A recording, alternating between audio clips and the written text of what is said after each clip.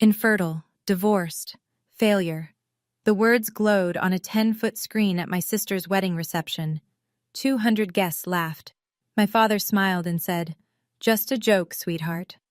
My mother swirled her wine like she was watching dinner theater, and my sister, the bride, leaned into her microphone and said, "Don't laugh too hard, she might actually cry." I didn't cry. I picked up my phone, typed one word, "Begin." And the room went so silent you could hear the ice cracking in my mother's glass. What happened next didn't just ruin the party. It dismantled 16 years of lies, and the family reputation built on top of them. Before I go on, please take a moment to like and subscribe, but only if you genuinely connect with this story. And drop a comment. Where are you watching from, and what time is it there? My name is Thea. I'm 34 years old. Now, let me take you back to 4 weeks before the wedding, the night I got the phone call that started everything. It's 11 p.m. on a Thursday. I'm at my desk in Richmond, finishing elevation drawings for a historic courthouse renovation. Coffee's cold, back aches. Normal Thursday. My phone lights up. Unknown number. Virginia area code, but not Richmond. Somewhere smaller. Somewhere I used to know. I answer. "Ms. Linden?" A woman's voice. Careful. Professional. "My name is Dolores Vargas. I'm a nurse at Shenandoah Hills Care Center. Your grandmother asked me to call you." My hand tightens around the phone. Grandma Ruth. 84 years old. The only person in my family who ever made me feel like I belonged in it. "She's scheduled for hip replacement surgery in 3 weeks, Dee says.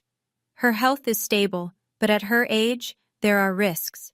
She's been asking for you." I close my eyes. 2 years since I last saw her. I'd snuck into the facility on a Tuesday afternoon when I knew my father wouldn't be there.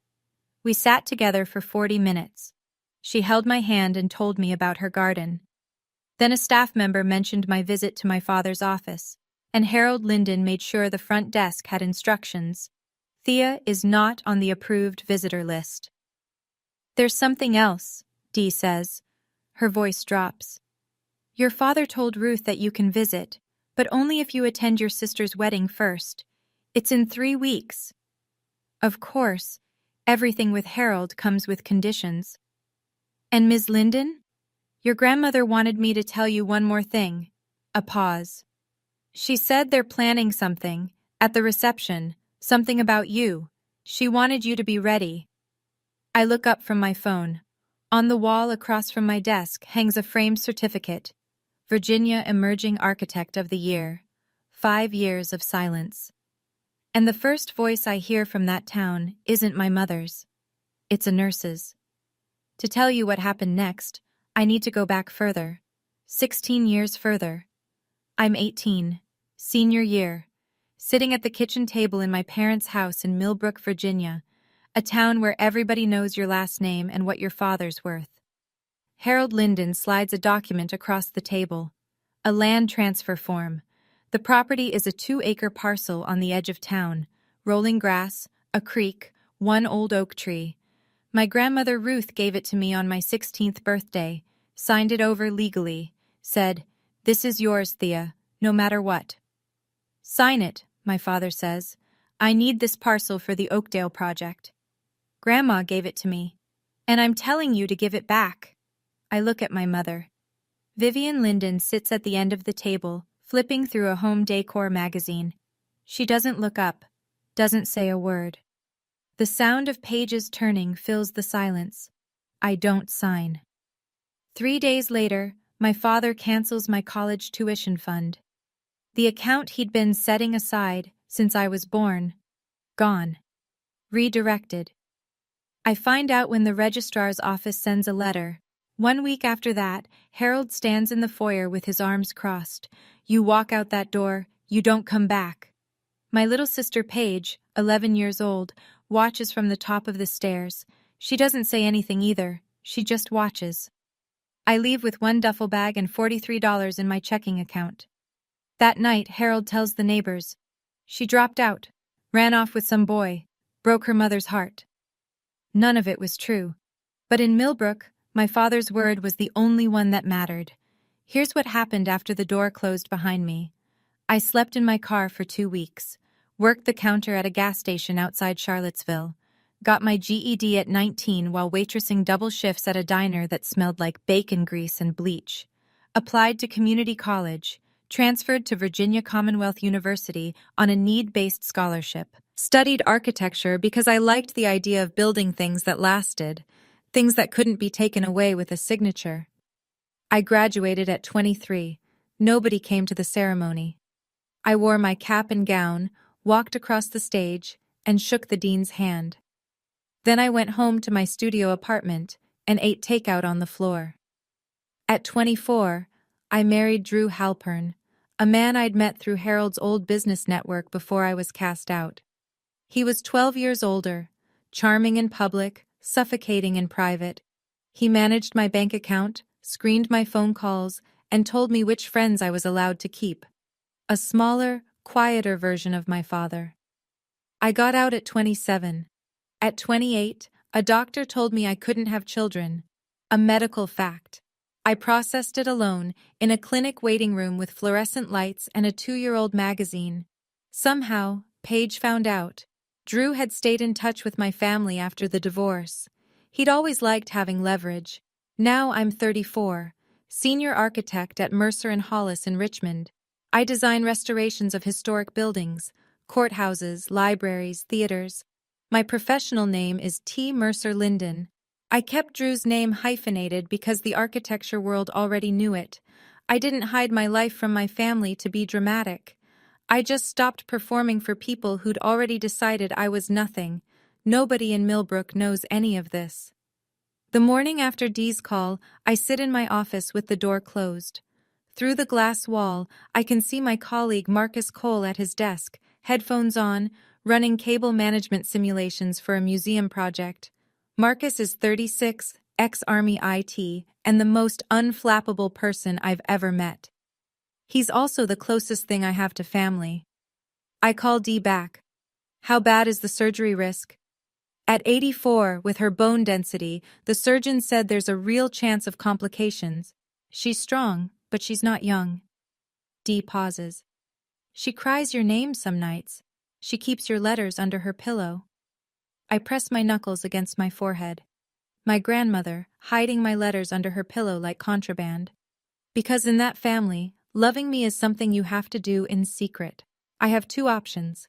Go to the wedding, endure whatever Paige and my parents have planned, see Grandma Ruth, or stay in Richmond, stay safe, and maybe never see her again.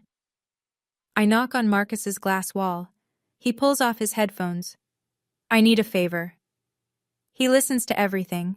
The wedding, the slideshow warning, the nursing home ultimatum. When I'm done, he leans back and says, "If you go with a plan, not with hope." I know. And you're going. She's 84, Marcus. She might not make it through surgery. He nods, doesn't argue. Then we make sure you're not walking in blind. That night, I book a hotel in Millbrook for the wedding weekend. I pull out a dress I bought myself, navy blue, well-cut, professional. Not the one my mother will try to hand me. Marcus said, "Go with a plan," so I started making one. And for the first time in 16 years, I was glad my family underestimated me. 3 weeks before the wedding. Harold requires a family dinner. His condition before he'll clear my name at the nursing home front desk. So I drive 2 hours to Millbrook. The house hasn't changed. White columns, manicured lawn, American flag by the door. The performance of respectability, down to the last trimmed hedge. Nobody hugs me at the door.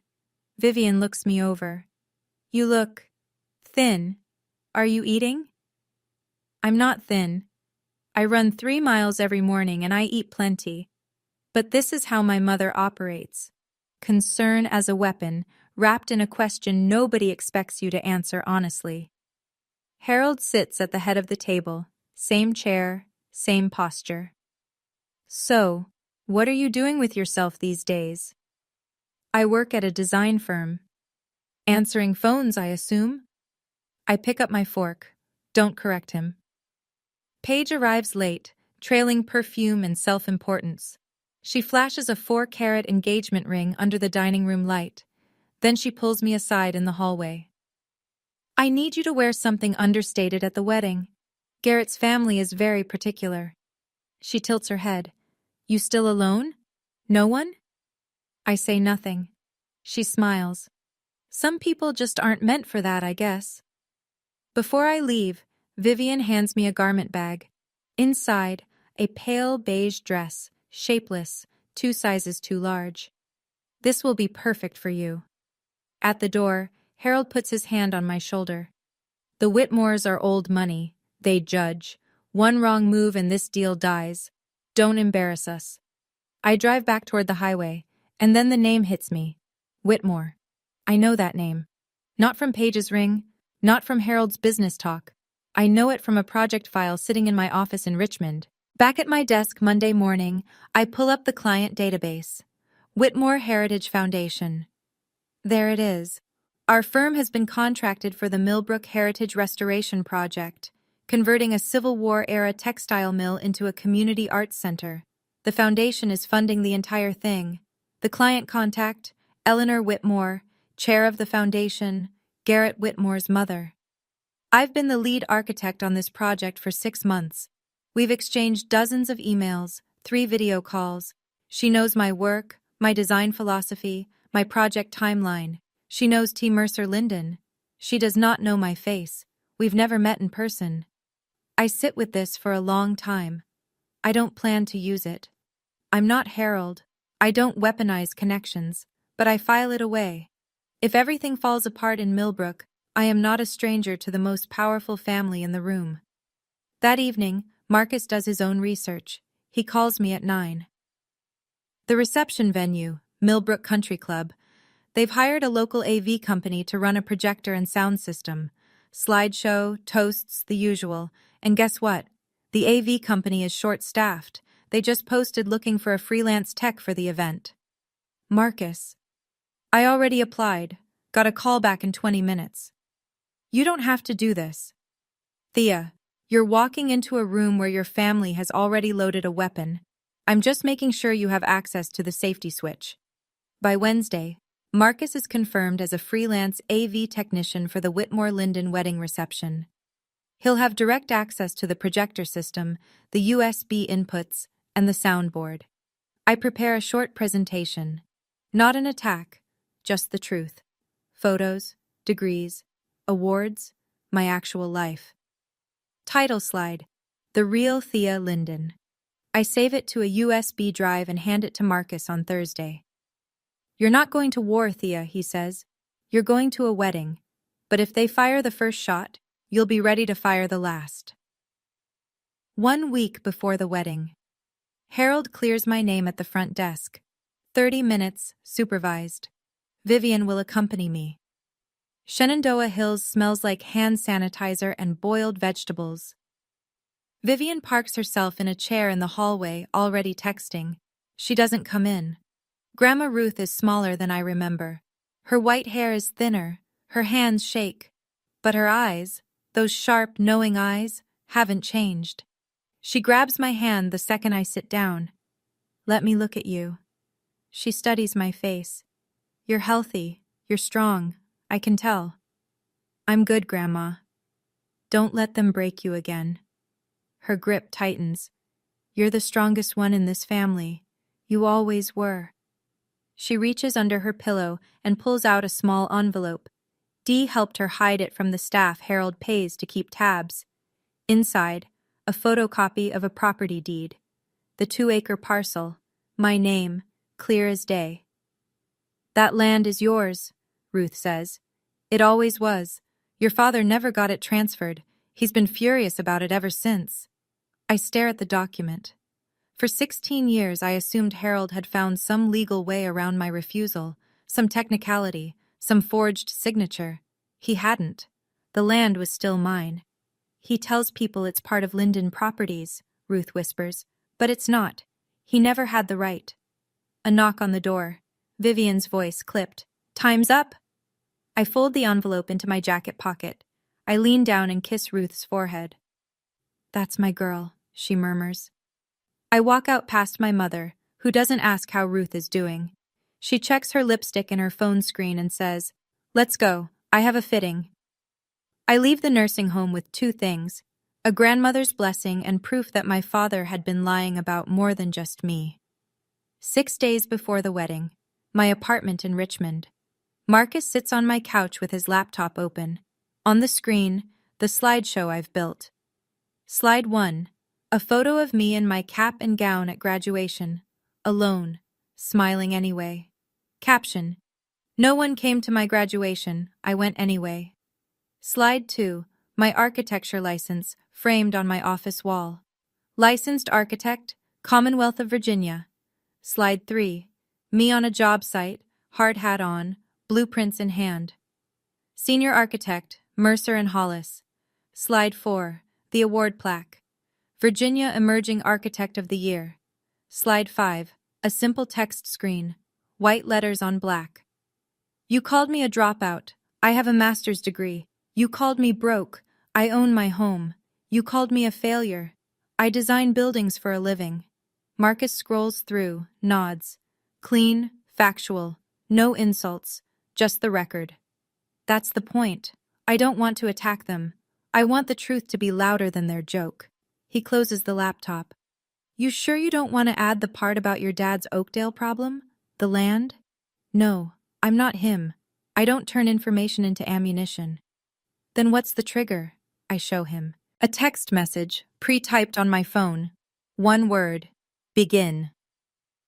When I send it, Marcus switches the USB on the projector from Paige's slideshow to mine. He's already tested the system during setup at the venue. The swap takes 3 seconds. "And if their slideshow turns out to be harmless?" he asks. "Then I never send it.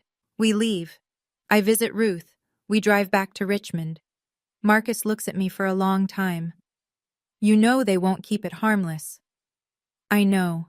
But I need to give them the chance, one last chance to be decent. Because when this is over, I want to be sure, completely sure, that I didn't fire first. 5 days before the wedding. Harold calls. He doesn't say hello. He says, "Rules. You sit at table 14, back corner. You don't speak to the Whitmores unless spoken to. You don't mention your divorce, your condition, or anything about your personal life. If anyone asks what you do, you say you work reception at a small firm. Clear? And after the wedding, I can see Grandma Ruth?" "We'll see. Depends on your behavior." The line goes dead. That evening, my phone buzzes. Paige has added me to a group chat. Vivian, Harold, Paige, and now me. The first message is a preview of the slideshow. I watch the images load. The Linden family. And then there's Thea. Old photos of me, stretched and filtered to look unflattering. Cartoon stickers slapped across them. And then the labels, one per slide, bold and centered. High school dropout, divorced, broke, alone, infertile. Paige types beneath the preview. "OMG, this is going to be hilarious. Don't worry, Thea, it's all in good fun." Vivian responds, "Keep it tasteful, Paige." She doesn't say take it down. She doesn't say this is wrong. She says keep it tasteful. As if there's a tasteful way to broadcast your daughter's medical history to 200 strangers. Harold doesn't respond at all. I screenshot every message, send them to Marcus without comment. Then I open my laptop. My own presentation is still up. 5 clean, factual slides. I add one more, a 6th. A quote, white text on black. "The measure of a family is not how they celebrate their best. It's how they treat their most vulnerable." I stare at the word infertile on my phone screen for a long time. Then I close the group chat. I don't respond.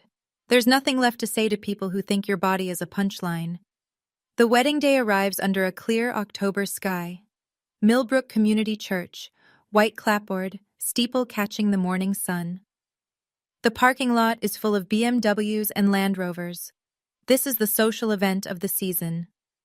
I wear my navy dress, not the beige sack my mother picked out. I'd left it hanging in the hotel closet without a second thought. Inside the church, 200 guests fill the pews. Millbrook's business community, country club members, town council acquaintances, and in the front row, the Whitmores. Eleanor in a deep green jacket, silver hair pinned back, posture like a former dancer. Her husband, Richard, beside her. Distinguished. Reserved. I sit in the last pew. No one greets me. No one offers to scoot over.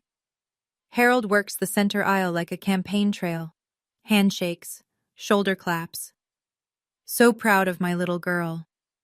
He doesn't mean me. Vivian floats near the altar in a custom ivory dress, murmuring to a friend. Both my daughters are here today, even the difficult one.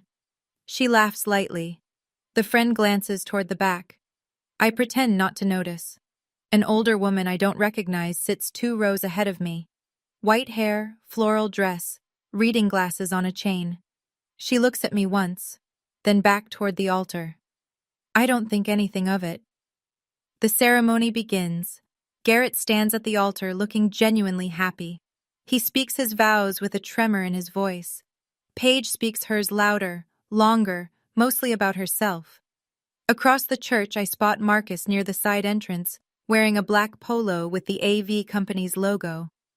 He adjusts a microphone cable on the altar. Our eyes meet for half a second.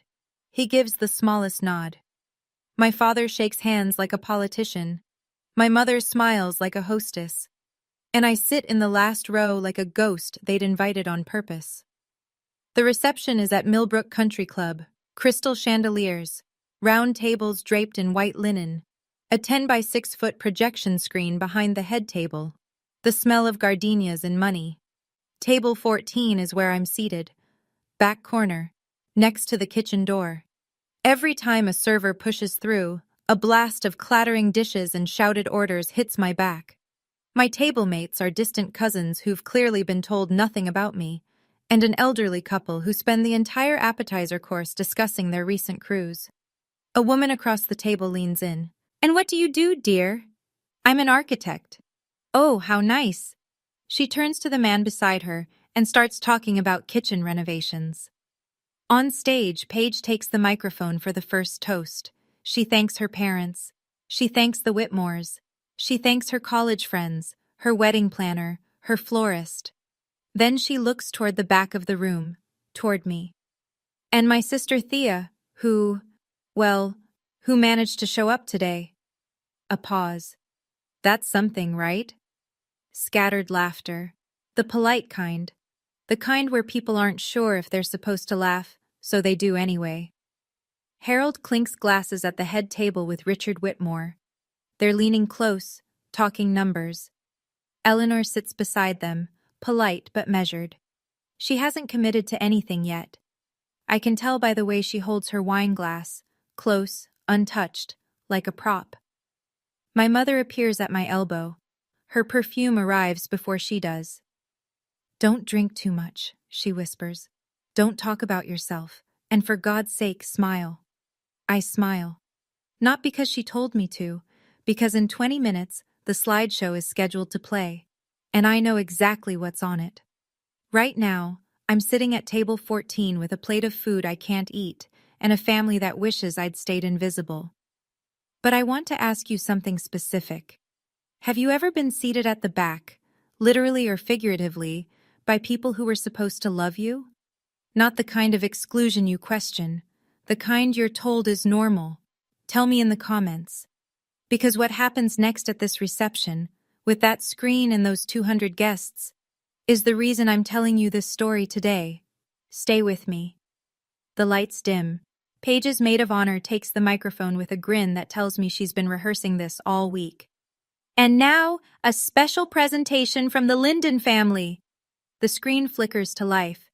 Soft piano music plays through the speakers. Baby photos of Paige, gap-toothed smile, ballet recitals, prom. Paige and Harold fishing on a lake. Paige blowing out birthday candles. The Lindens on vacation. Vivian in a sun hat. Harold with his arm around Paige, the ocean behind them. I'm not in a single photo. The room coos. "Ah!" Eleanor Whitmore smiles politely. Richard pats his son's shoulder. Then come the couple photos. Paige and Garrett at a vineyard, at a football game, at Christmas dinner with the Whitmores. Each one earns a round of soft applause. The music shifts, playful. A drum roll sound effect. The screen reads, "And now, let's meet the rest of the family." Paige grins from the head table.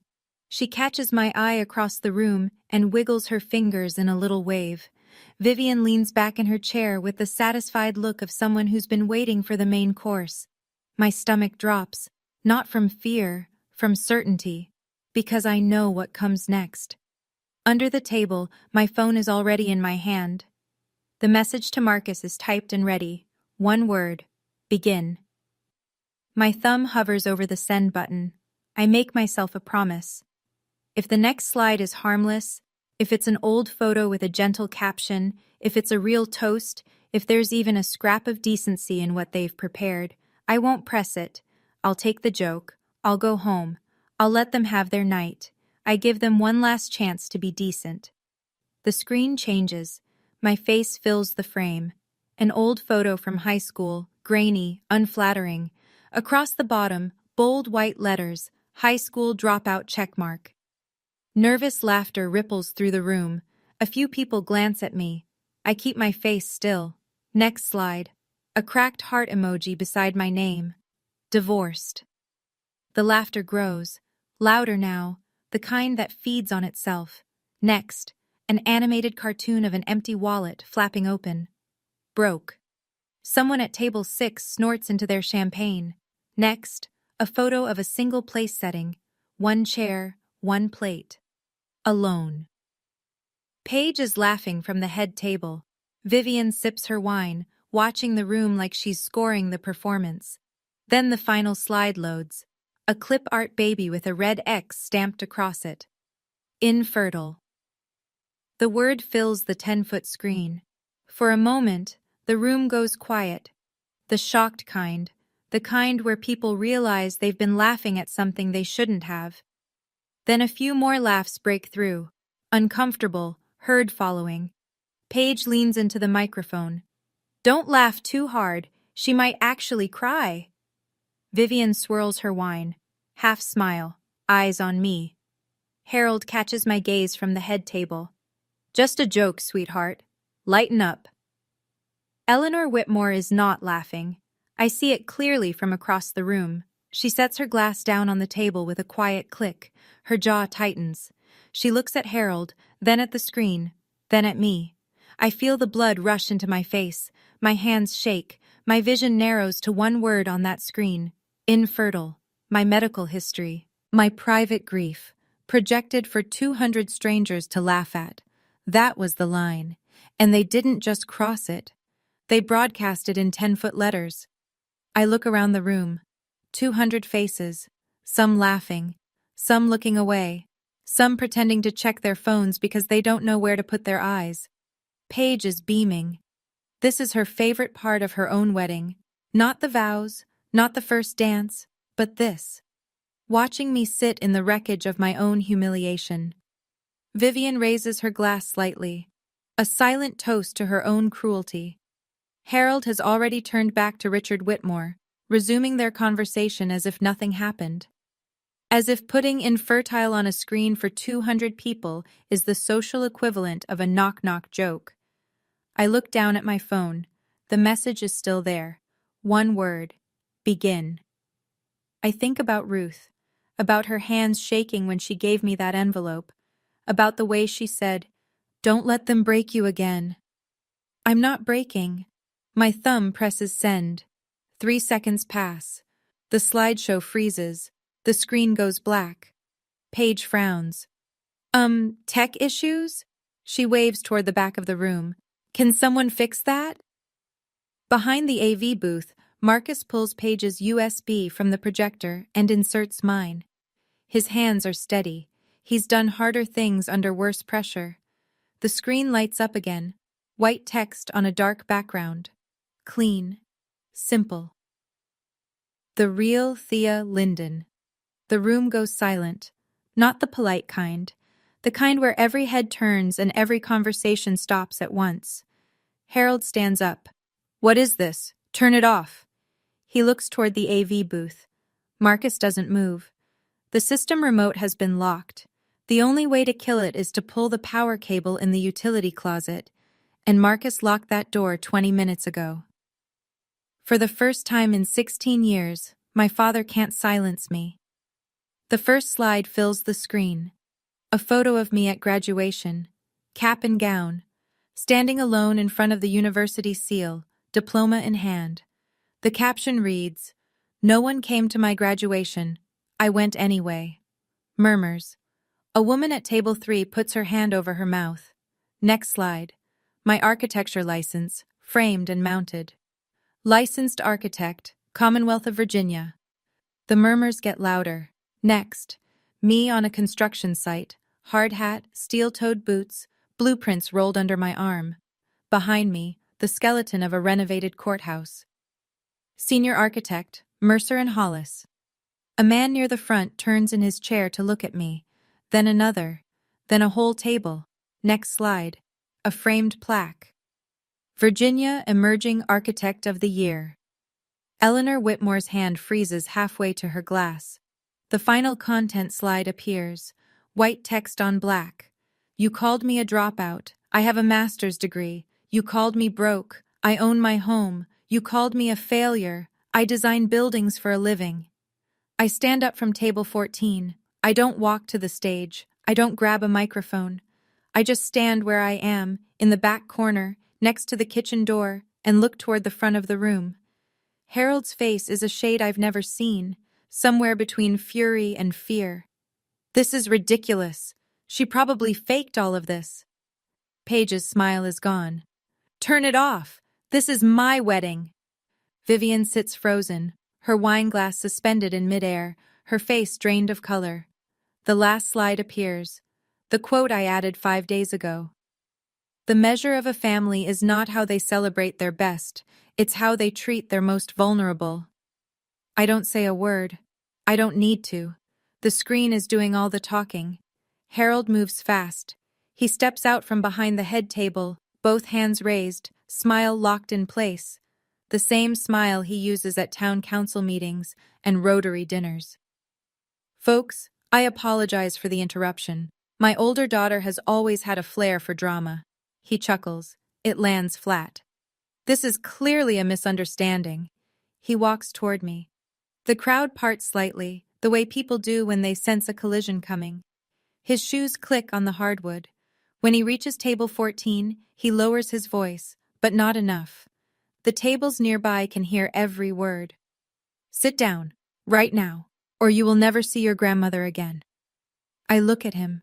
My father, 62 years old, builder of houses, destroyer of daughters, and I say in the same quiet voice, "You've used Grandma Ruth as a leash my whole life. That ends tonight." His jaw clenches.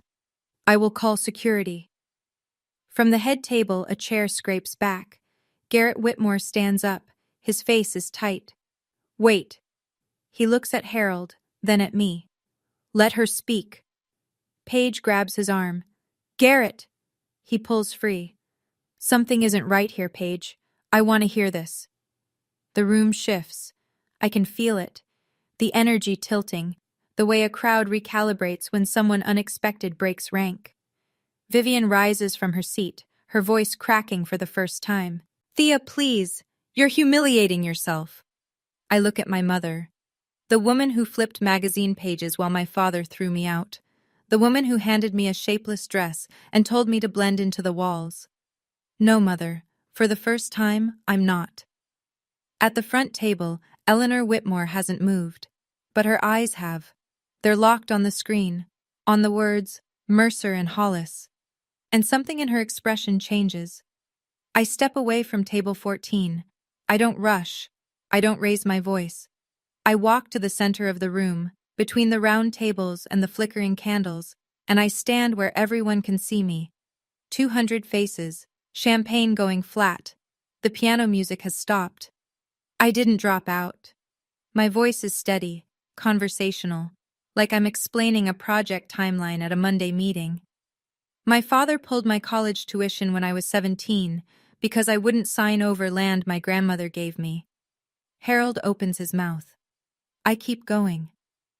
I didn't choose to be alone. I was told to leave and never come back. I was 18 years old with $43 in a duffel bag. Vivian's hand trembles on her wine glass. My divorce?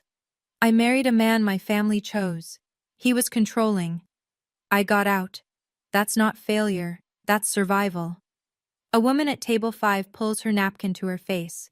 Her husband puts his arm around her. And infertile? I look directly at Paige. That's a medical condition, not a punchline.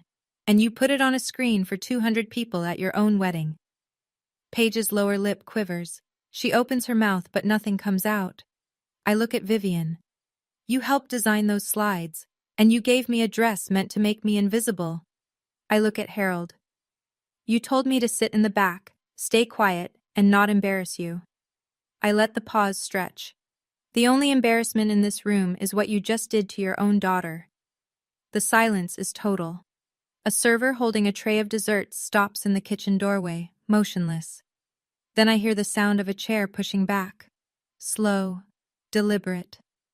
Eleanor Whitmore stands, and she walks straight toward me. Eleanor Whitmore moves through the room like she owns it. And in a way, she does. Half the people here tonight owe her foundation a grant, a favor, or a seat on a board. She stops 3 feet from me. Her eyes move from my face to the screen behind us, where senior architect Mercer and Hollis is still glowing.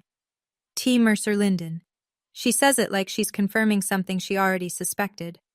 You're the architect on the Millbrook Heritage Project. Yes, ma'am. Eleanor turns, slowly, the way a woman turns when she wants a room to see exactly where she's looking. She faces Harold. Mr. Linden. Her voice is steady and surgical. The woman you just humiliated in front of my family is the architect I hired to restore the most important building in this town. The color drains from Harold's face in real time. I watch it happen, the confident flush replaced by something gray and exposed. I didn't know. You didn't know because you didn't bother to know your own daughter. A ripple runs through the room. Whispered words, heads turning. Someone at table 8 pulls out a phone. Paige jumps up from the head table, voice pitched high. Babe, this is insane. She's making this all up. She reaches for Garrett's hand. He steps back. His hand stays at his side. Vivian tries next. She approaches Eleanor with her hostess smile at full power. Eleanor, please, this is a family matter. Eleanor doesn't break eye contact with Harold. You made it a public matter, Mrs. Linden, when you put it on a 10-foot screen. The room exhales. I can hear it. 200 people breathing out at once, the collective release of held tension, the recalculation happening at every table. Nobody is looking at the bride anymore. Harold tries to recover. He's spent 62 years recovering. It's what he does.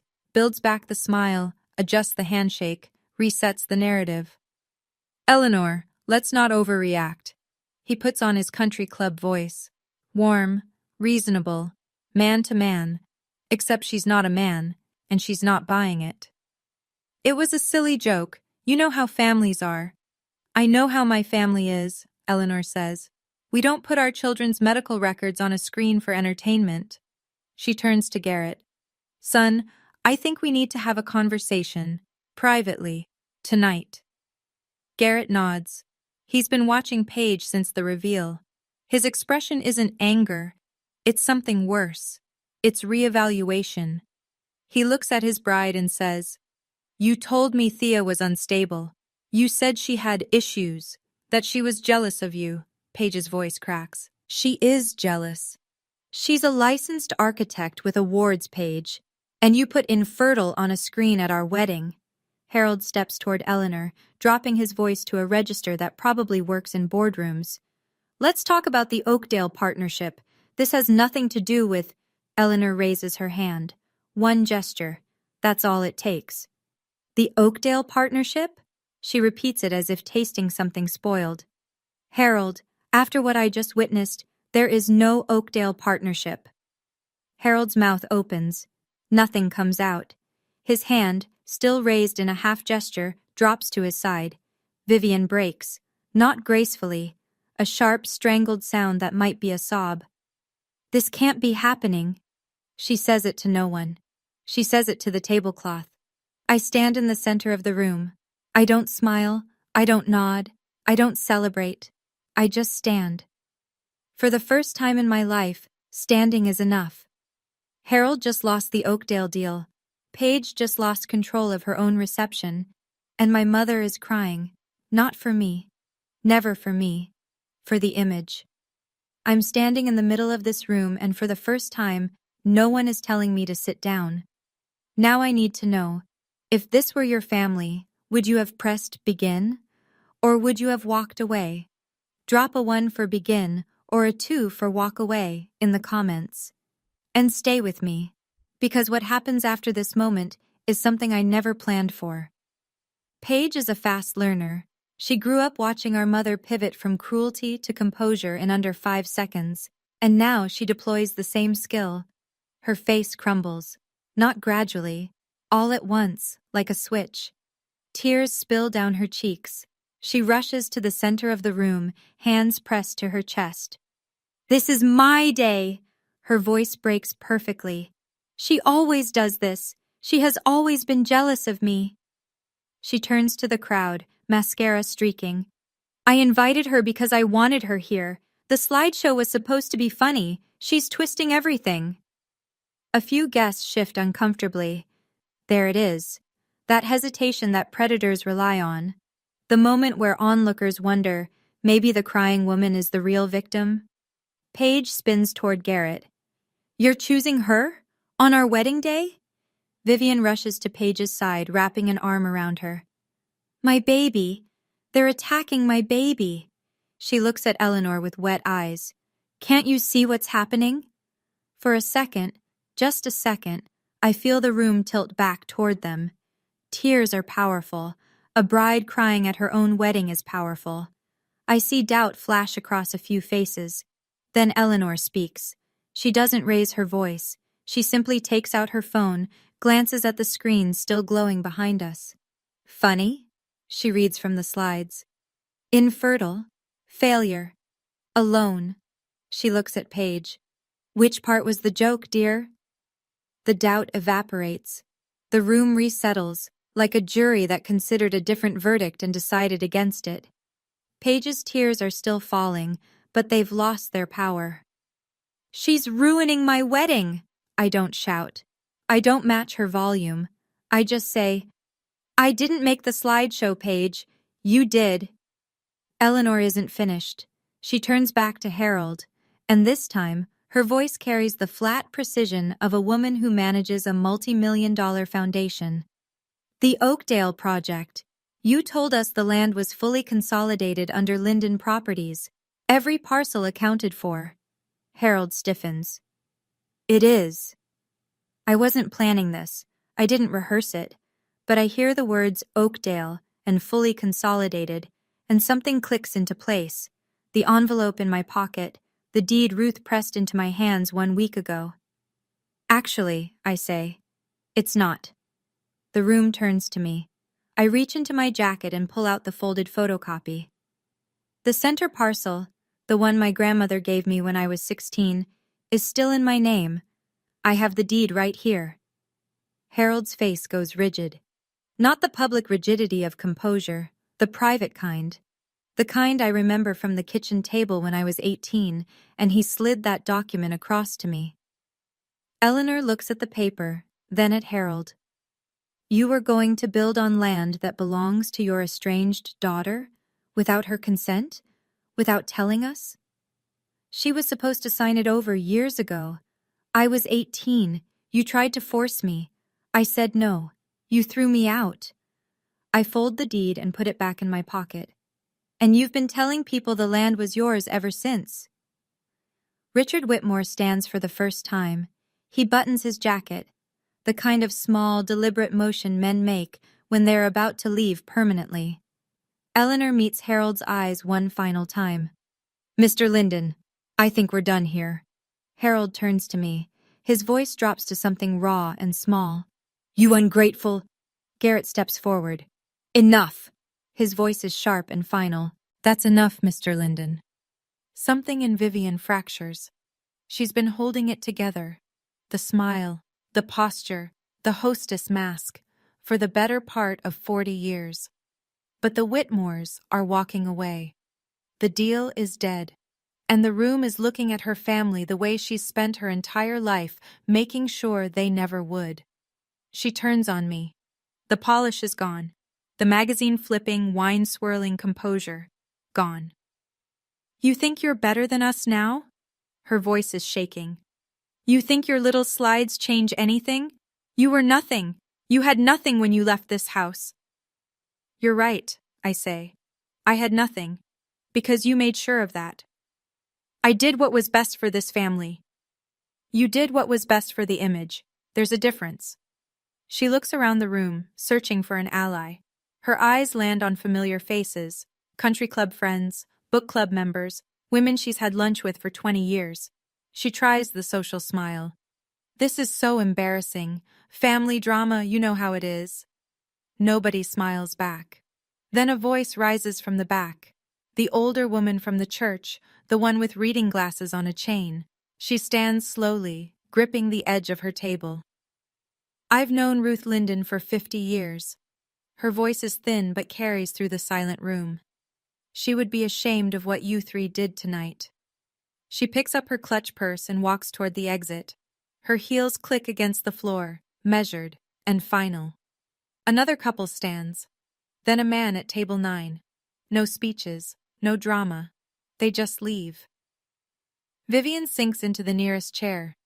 Her hand finds her wine glass, but she doesn't lift it. For the first time, she looks exactly her age. Maybe older. The room is emptying, and no one is pretending this was a joke anymore. The room is thinner now. Empty chairs scattered among the remaining guests. The gardenias are wilting under the heat of the chandeliers. Paige sits alone at the head table. Garrett stands with his mother near the side door. Harold hasn't moved from the center of the room, hands at his sides, staring at the floor. I look at what's left. My family. This room. 16 years of silence, ending here, between dessert plates and half-empty champagne flutes. I don't go to the microphone. I don't need it. My voice carries just fine in a room this quiet. I didn't come here to ruin your wedding, Paige. I look at my sister. I came because Grandma Ruth asked me to, because even after everything, she still believes this family can be better. Paige's head drops. I don't hate any of you. I look at Harold, at Vivian. But I am done being your punchline. I'm done earning the right to exist in this family. Harold's eyes finally lift to mine. They're red. I've never seen that before. If you want me in your life, it starts with respect. Not conditions, not performances. Respect. I pick up my clutch from table 14. I straighten my navy dress, the one I bought myself. And if you can't do that, then this is goodbye. I walk toward the exit. Past Harold, he doesn't look up. Past Vivian, she's staring at the tablecloth. Past Paige, she turns her face away. At the door, a voice stops me. Ms. Linden? I turn. Eleanor Whitmore is standing near the coat check. Her green jacket is already on. Her car keys are in her hand. Monday morning. My office. We have a project to finish. I nod. She nods back. And I walk out into the October night. The parking lot is half empty. Most of the early leavers are already gone. I sit in my car with the engine off, hands on the steering wheel, staring at the country club entrance. A tap on the window. Marcus, still in his AV company polo, holding 2 gas station coffees. I unlock the door. He slides into the passenger seat and hands me one. You okay? No. I wrap both hands around the cup. But I'm better than I've been in years. We sit in silence for a while. Through the windshield, I can see figures trickling out of the club. Couples walking fast. A man loosening his tie. Nobody's laughing. My phone buzzes. Garrett. I'm sorry for what my wife's family did. Paige and I need to talk. I don't know where this goes. Another buzz. D. Your grandmother saw everything. Someone's niece was live streaming the reception to a family group chat. Ruth watched the whole thing. She's laughing. She says, "That's my girl." I close my eyes. Ruth, in her nursing home bed, watching her granddaughter stand up in a room full of people who tried to make her invisible. Laughing. Proud. One more. Eleanor Whitmore. I've informed my team about the Oakdale land situation. Harold will not be building on your property. We'll find another partner for future development. I type back to Eleanor. Thank you. To Dee. Tell her I love her. To Garrett. I'm sorry too, for all of it. I don't respond to Harold, or Vivian, or Paige. There's nothing to say that wasn't said in that room. Marcus starts the car. Where to? Hotel, then home tomorrow. He pulls out of the parking lot. In the rearview mirror, the country club shrinks. Millbrook is a small town, and small towns do what they do best. They talk. The week after the wedding, Millbrook rearranges itself. I hear this secondhand, from Dee mostly, and from Marcus, who has a talent for monitoring small-town Facebook groups. Vivian is removed from the Millbrook Autumn Gala Planning Committee. No formal announcement, just a quiet email from Eleanor's assistant. We're restructuring the committee this year. Thank you for your past contributions. Vivian calls 3 board members. None of them pick up. Harold loses 2 minor business partners within the first 10 days. A property developer in Staunton pulls out of a joint venture, citing alignment concerns. A local contractor who'd been loyal for 15 years sends a polite letter about pursuing other opportunities. Linden Properties doesn't collapse. Harold's too entrenched for that. But the cracks are visible, and in a town where reputation is currency, cracks spend fast. Paige and Garrett. Garrett asks for couples counseling. Paige refuses. She calls it an insult. By the second week, Garrett packs a suitcase and moves into his parents' guest house. They're not divorced, but they're not together. The book club that Vivian has hosted every third Thursday for 11 years quietly relocates to someone else's living room. No one tells her. I don't follow any of this in real time. I'm in Richmond, back at my desk, back at my drafting table. I have a courthouse renovation to finalize and a heritage project to present. Marcus reads me a post from the Millbrook Community Facebook page while we're eating lunch. Someone shared a photo of the slideshow screen with the caption, "This happened at the Whitmore-Linden wedding. Shame on the Lindens." 87 reactions, 42 comments. You didn't do this to them, Marcus says, closing his laptop. I know. They did this to themselves. You just stopped covering for it. I eat my sandwich. It tastes better than anything served at table 14, 3 weeks after the wedding, a Tuesday evening. I'm reviewing blueprints for the Millbrook Heritage Project. Eleanor's foundation wants the presentation ready by month's end. My phone rings. Harold. I almost don't answer. Then I pick up. He doesn't start with an apology. He starts with an offer. The land. Name your price. Let's end this like adults. The land isn't for sale. It was Grandma Ruth's gift to me. It stays mine. You're destroying this family over a piece of dirt? You destroyed this family over a piece of dirt 16 years ago, when you chose a parcel over your daughter. Silence. Long. The kind that lives on the phone line like static. I did what I thought was right, he says finally. So did I. And here we are. Another pause. Then his voice changes. Softer, almost human.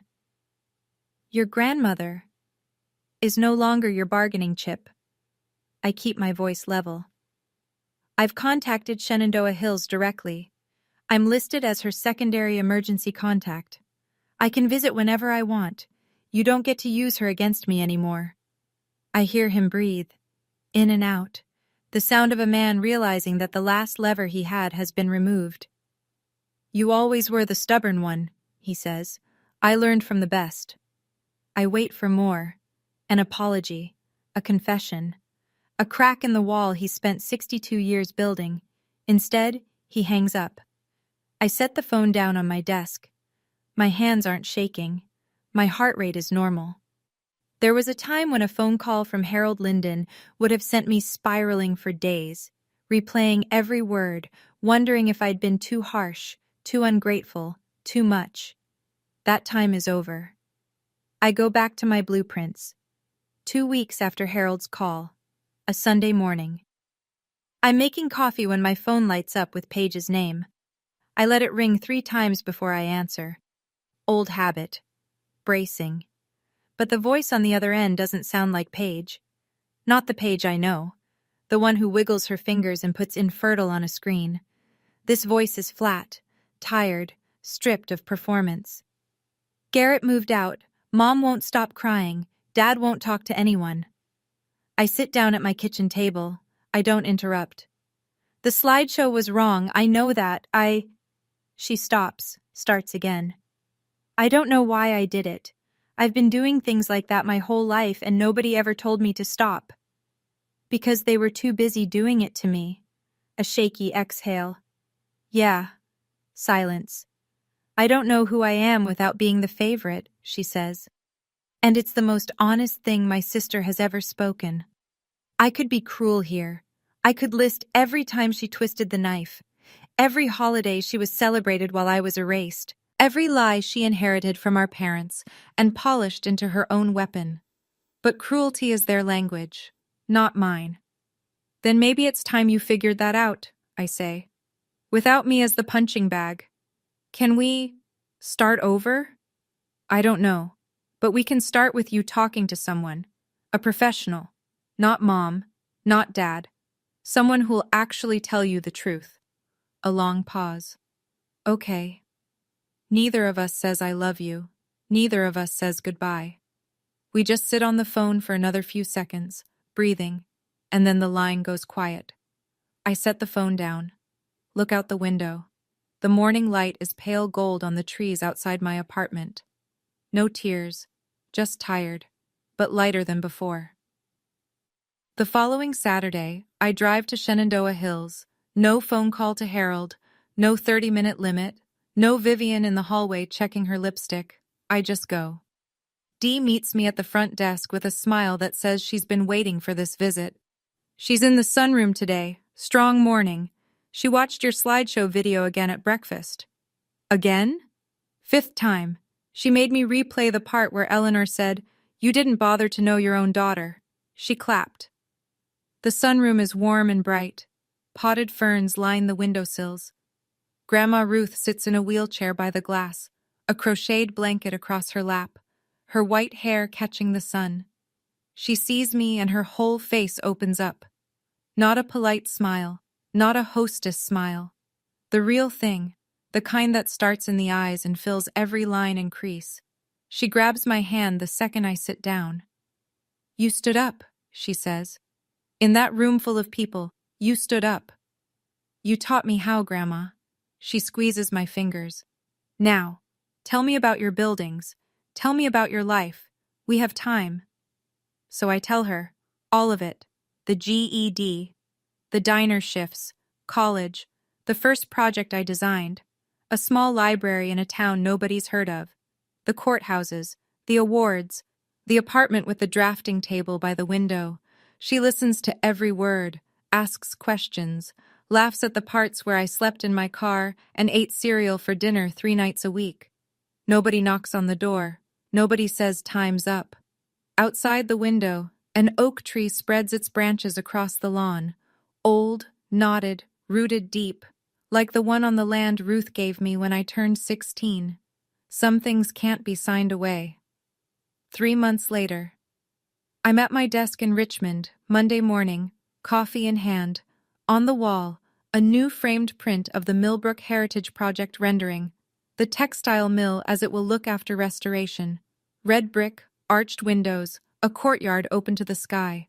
Eleanor's foundation approved the final design last week. Next month, I present it to the Millbrook Town Council. I'll stand in front of the same people who watched me get humiliated at a wedding and show them what I'm actually building. The land, my 2 acres, stays untouched. I haven't decided what to do with it yet. Sometimes I think about a small house, something simple. A porch where Ruth could sit and watch the creek. Maybe someday. Ruth's surgery went well. Hip replacement, no complications. She's in physical therapy now, walking with a frame, complaining about the food. I visit every 2 weeks. We talk about her garden, my projects, the weather, and nothing about Harold. It's peaceful. Harold hasn't called again. Vivian sent a single text message. I'm sorry. 2 words, no follow-up. I read it. I didn't respond. I'm not ready. I may never be. That's allowed. Paige started therapy. Garrett moved back in a month ago, on the condition they continue counseling. Dee told me Paige visited Ruth at the nursing home last week, first time in over a year. She brought flowers. Ruth said Paige looked different, quieter. I don't know what that means yet, but it's something. Marcus and I are working on a new project together, a historic schoolhouse in the Shenandoah Valley. Small budget, big heart, the kind of work that reminds me why I chose this career. I eat breakfast alone most mornings. Coffee, toast, the news. But alone isn't the same as lonely. I learned the difference when I stopped sitting at table 14. This morning I stand in front of my bedroom mirror. Navy blazer, white blouse, hair pulled back. On my dresser, the invitation to the Millbrook Town Council presentation. My name printed in clean black type. Thea Linden, AIA, Senior Architect. Not T. Mercer Linden. Not Drew's name. Not a hyphenation for professional convenience. Just mine. I pick up the invitation and run my thumb across the letters. 6 months ago, I sat in the last row of a church and watched my father shake hands like he owned the world. 4 months ago, I stood in a banquet hall while my body was turned into a joke for 200 people. Today, I'm driving back to Millbrook, but I'm not going to the old house. I'm not going to beg for a seat at anyone's table. I'm going to the textile mill, the one I'm rebuilding from the foundation up. Brick by brick, beam by beam, the way I rebuilt everything else. They called me infertile, divorced, failure, dropout, broke, alone. I am some of those things, and none of them define me. You don't need your family's permission to have a life worth living. You just need to stop asking for it. I take my keys. I walk out the door. The October sun is sharp and clean, the way it gets in Virginia when the leaves are turning and the air smells like wood smoke in cold mornings. I drive west, toward Millbrook, toward the building I'm restoring for a town that doesn't know my whole story yet, but will. The road stretches ahead, the mountains rise blue in the distance, and I'm not going home. I'm going to work. That's my story. And if you've made it to the end, I think some part of it belongs to you too. So here's what I want to ask. Don't just tell me how you felt. Tell me what you're going to do differently after hearing this. Set one boundary this week. Just one. If you chose begin earlier, hit subscribe. I'll be sharing another story soon that will make you rethink everything you thought you knew about family loyalty. Check the description for more stories like this one. Thank you for being here. It means more than you know.